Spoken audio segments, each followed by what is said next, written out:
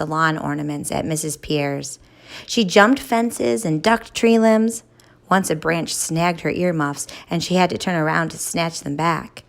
As she neared Noah's house, she saw someone in the driveway. It was Noah. He was climbing onto his bike. "Noah!" she called out. "Noah, wait!" But Noah sped out of sight before she could get his attention. Ella ran into Noah's yard and happened to kick something on the lawn beside the mailbox. She picked it up. A pouch.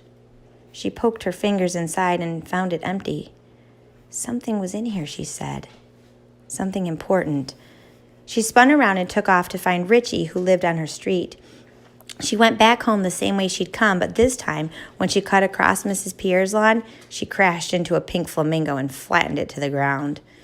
At Richie's house, she found a spot beneath his second-story bedroom window and pulled a small clump of dirt from a flower bed. She pitched it at the glass. She waited a few seconds and then hurled another handful of dirt at the window. "Come on, Richie," she whispered frantically. "Wake up!" Suddenly she gasped. From the corner of her eye, she caught sight of someone standing in the next yard. A man, tall and lean. He wore a hat with a wide, circular brim. He had broad shoulders and a long, dark trench coat. Standing with his hands clasped behind his back, he was watching Ella, watching her from the shadows.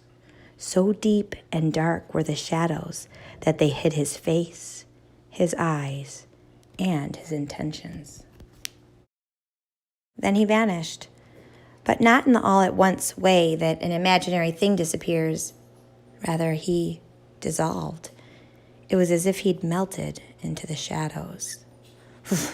Ella felt goosebumps crawl over her skin. She tried to tell herself that the man hadn't been there at all and that her overworked mind was playing tricks on her. But what had Tank said? Beware of the man who lives in the shadows. He is the shadows.